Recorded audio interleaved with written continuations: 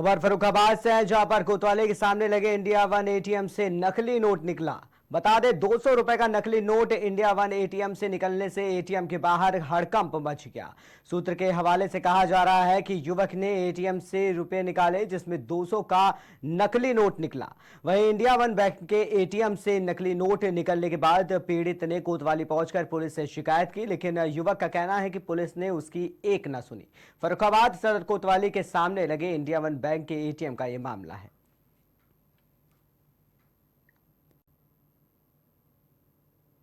क्या नाम है आपका? संजू। आप कहाँ आए हुए थे? एटीएम में आए हुए थे। पैसे निकले? पैसे निकले, नोट नकली निकल रहे हैं। कितने निकले नकली आपके पे? ये 300 रुपये। अच्छा, कैसे कितने कितने के नोट है? एक 200 का, एक 100 का है। क्या नाम है आपका? शिवम सिंह। आज आपने एटीएम से पैसे निकाले, कितने निकाले आपने? 2000 रुपये निकाले हैं। हाँ। इसमें मेरा जो है 200 रुपये का नोट नकली निकला है। कहाँ रहते हैं? मैं मोधा अहमदाबाद। अच्छा, 2000 रुपये निकाले हैं। ये 200 रुपये का नोट नकली निकला। 200 रुपये नकली निकाले। किसी शिकायत वगैरह की? सर मैंने मोहम्मदा ये थाने में सामने जो थाना है उसमें की थी। एक टीपी सर है, उनके पास की थी जाकर। तो बड़ा मुझसे वैसे भाषा में बात की। उन्होंने ये कहा कि आप सीधे बैंक में जाइए। ये कहा कि हमको कोई कार्रवाई नहीं कर सकते। मैंने उनसे कहा कि मैं तो आपसे जानकारी लेने आया हूँ, आप एक FIR वगैरह सोचिए, मेरा कुछ नहीं सोचिए। क्या नाम है आपका? संजू। आप कासगंज जनपद के तहसील कासगंज में मंगलवार को जिला कांग्रेस कमेटी के कार्यकर्ताओं ने बनारस के स्टेडियम का नाम बदलने पर प्रदर्शन किया। वहीं इस प्रदर्शन के बाद कांग्रेस कार्यकर्ताओं ने राष्ट्रपति के नाम एक ज्ञापन सदर SDM कोमल पंवार को दिया और फिर से संपूर्णानंद स्पोर्ट स्टेडियम का बहाल किए जाने की मांग की। आपको बता दें कि मंगलवार को जिला कांग्रेस कमेटी के तमाम कार्यकर्ता तहसील कासगंज पहुंचे, जहां कांग्रेस पार्टी ने बनारस स्टेडियम का नाम बदलने पर अपनी नाराजगी व्यक्त कर प्रदर्शन किया और कांग्रेस ने एक ज्ञापन राष्ट्रपति के नाम सदर SDM कोमल पंवार को देकर फिर से स्टेडियम का नाम बहाल किए जाने की मांग की है।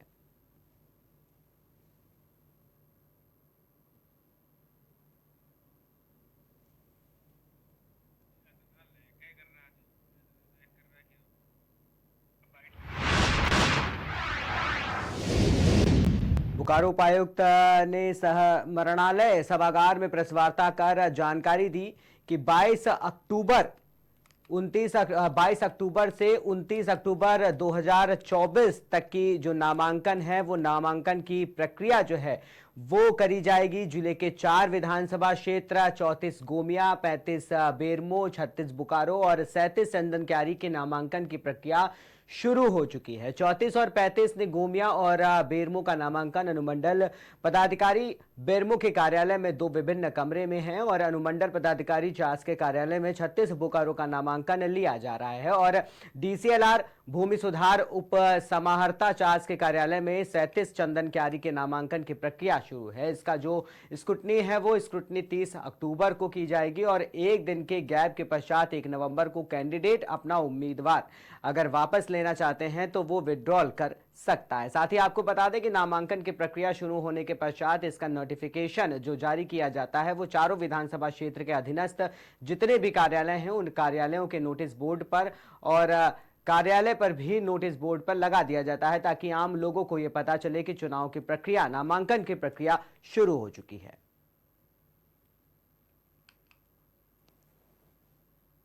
22 अक्टूबर 2024 से 29 अक्टूबर 2024 तक बोकारो ज़िले के 4 विधानसभा क्षेत्र जो है 34 गोमिया, 35 बेरमो, 36 बोकारो और 37 चंदनक्यारी के नामांकन की प्रक्रिया शुरू हो चुकी है। 34 और 35 यानी गोमिया और बेरमो का नामांकन अनुमंडल पदाधिकारी बेरमो के कार्यालय में 2 विभिन्न कमरे में है ये, और अनुमंडल पदाधिकारी चास के कार्यालय में 36 बोकारो का नामांकन लिया जा रहा है और DCLR भूमि सुधार उपसमाहर्ता चास के कार्यालय में 37 चंदनक्यारी के नामांकन की प्रोसेस शुरू है। इसका जो स्क्रूटिनी है वो स्क्रूटिनी 30 अक्टूबर को की जाएगी और एक दिन के गैप के पश्चात 1 नवंबर को कैंडिडेट अपना उम्मीदवारी अगर वापस लेना चाहता है तो वो विड्रॉल कर सकता है। नामांकन की प्रोसेस शुरू होने के पश्चात इसका नोटिफिकेशन जो जारी किया जाता है वो चारों विधानसभा क्षेत्र के अधीनस्थ जितने भी कार्यालय है उन कार्यालयों के नोटिस बोर्ड पे, इवन मेरे कार्यालय भी नोटिस बोर्ड में लगा है, ताकि आम लोगों को ये पता चले कि चुनाव की प्रक्रिया, नामांकन की प्रक्रिया शुरू हो चुकी है।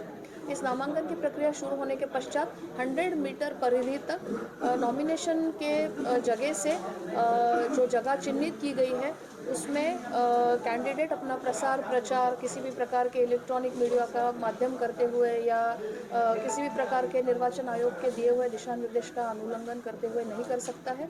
100 मीटर के परिधि के अंदर केवल 3 गाड़ियां अलाउड है और वो रिटर्निंग ऑफिसर के प्रकोष्ठ में जाके मिनिमम 5 लोग उसमें एंट्री अलाउड है और वो अपना नामांकन प्रोसेस भर सकते हैं। मतलब सैटरडे और संडे को क्या नामांकन होगा? 4th Saturday Sunday generally holiday है, तो हमको जो पब्लिक हॉलीडेज़ की लिस्ट होती है वो लिस्ट आ जाएगी, हम उसमें अगर कोई हॉलीडे होता है तो हम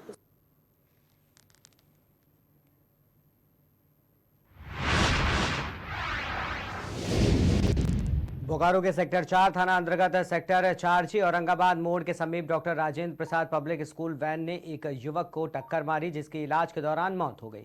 वहीं बचाने गए एक युवक का पैर टूट गया। संजय कुमार ने बताया कि ये स्कूल वैन सेक्टर 2 से किसी मोटरसाइकिल वाले को मारकर भाग रहे थे। इसी क्रम में सेक्टर 4G औरंगाबाद मोड़ के पास एक युवक गाड़ी लगाकर फोन से बात कर रहा था। इस दौरान ड्राइवर के द्वारा गाड़ी बैक कर भागने के क्रम में उस युवक पर गाड़ी चढ़ा दी। वहीं बचाने आए युवक के पैर पर भी गाड़ी चढ़ गई, जिससे उसका पैर टूट गया।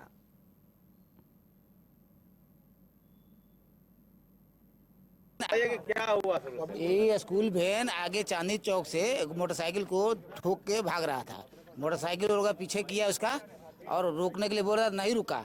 आगे यहाँ पर मोटरसाइकिल वाला मारुति के आगे कर दिया गाड़ी अपना, तो फिर वो देखा तो बैक करके भागने लगा। वो लड़का तो खड़ा था बेचारा, मोबाइल से बात कर रहा था, बैक करके उस लड़का पे चढ़ा दिया गाड़ी। फिर क्या हुआ? फिर आगे से चढ़ा के फिर भागने लगा, फिर पब्लिक जुड़ गया, तो फिर वो ड्राइवर उतर के भाग गया गाड़ी छोड़ के। रॉयल पब्लिक स्कूल का बचाने वाला भी लगा है। हाँ, एगो लड़का था बचाने वाला, उसका भी पैर टूट गया है। अच्छा, 2 लोगों को मारा। हाँ, पहले भी क्या चाहते हैं? हाँ, पहले भी धक्का मार गया है। क्या चाहते हैं अब आप लोग? अब हम लोग क्या, बच्चा को इंसाफ मिले, अब गाड़ी वाला अपना जो है अति करे, न्याय मिले। हाँ, संजय कुमार। यहाँ एक स्कूल वैन के द्वारा एक व्यक्ति पे गाड़ी चढ़ गई है, जिसमें इलाज के क्रम में उनका मृत्यु हो गया है। उस पर अग्रिम कार्रवाई की जा रही है, फर्द बयान रिकॉर्ड किया जा रहा है। जैसा भी रहेगा गार्जियन का उचित कार्रवाई किया जाएगा। स्कूल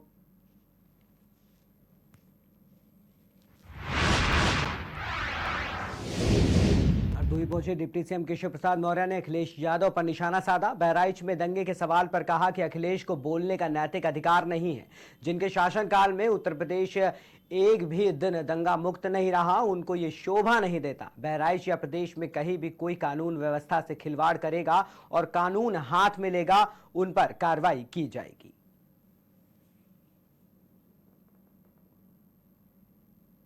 श्री अखिलेश यादव जी के पास बोलने का नैतिक अधिकार नहीं, जिनके शासन काल में उत्तर प्रदेश एक भी दिन दंगा मुक्त नहीं रहा है। दंगे के मामले में वो बोले तो शोभा नहीं देता है।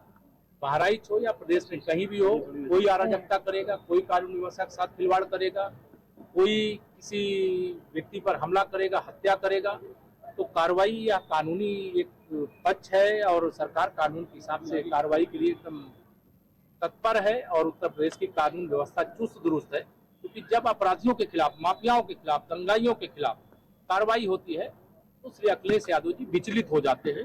क्योंकि जिस दिन गुंडे, अपराधी, माफिया, दंगाई सपा का साथ छोड़ देंगे, उसी दिन सपा समाजवादी पार्टी बन जाएगी। अखिलेश यादव ने कहा है कि भारतीय जनता पार्टी गुंडों और माफियाओं की पार्टी। ये तो आपको भी समझ में आ रहा है कि मैंने कहा गुंडों और माफियाओं के खिलाफ जब हम कार्रवाई करते हैं तो विचलित कौन होता है? श्री अखिलेश यादव जी होते हैं।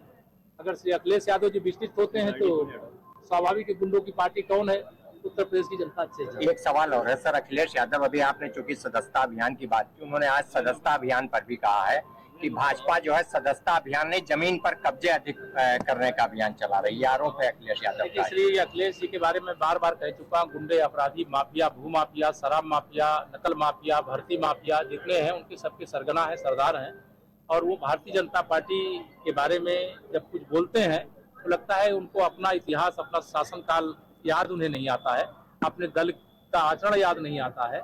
जहां अपराध होता है, अपराधी पकड़े जाते हैं तो उसके पीछे कहीं ना कहीं समाजवादी पार्टी के किसी नेता का राम गोपाल यादव सर, राम गोपाल गांधी का कहना है कि भाजपा सरकार में कानून व्यवस्था की स्थिति पद से पत्थर हो रही है। कौन कहा है? प्रियंका गांधी के रायबरेली में हत्या हुई है। कहिए वायनाड से चुनाव लड़े, रायबरेली हम लोग संभाल लेंगे, उत्तर प्रदेश। राम गोपाल यादव का एक बयान है, उन्होंने कहा है कि समाजवादी पार्टी उपचुनाव में एक तरफा जीतेगी। पिछली बार भी भारतीय जनता पार्टी ने 80 में 80 का दावा किया था, नतीजा सबके सामने आया। ये तो दावा वो 2014 से उनके दावे देखिए, 14 में तो दावा किए, सपा सफल नहीं हुई, 17 में जो दावा किया सत्ता में थे विफल हो गए, 19 में सपा बसपा गठबंधन किए फेल हो गए, 22 में कहे कि 400 सीटें जीतेंगे, चारों खाने चित हो गए, 24 में उन लोगों ने जनता को गुमराह किया।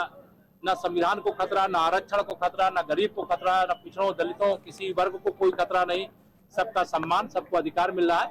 यह बेचैनी लोगों की बढ़ती जा रही है क्योंकि भारतीय जनता पार्टी का हरियाणा में कमल खिलने के बाद इनके झूठ की पोल खुल। धन्यवाद। श्री अखिलेश यादव जी के पास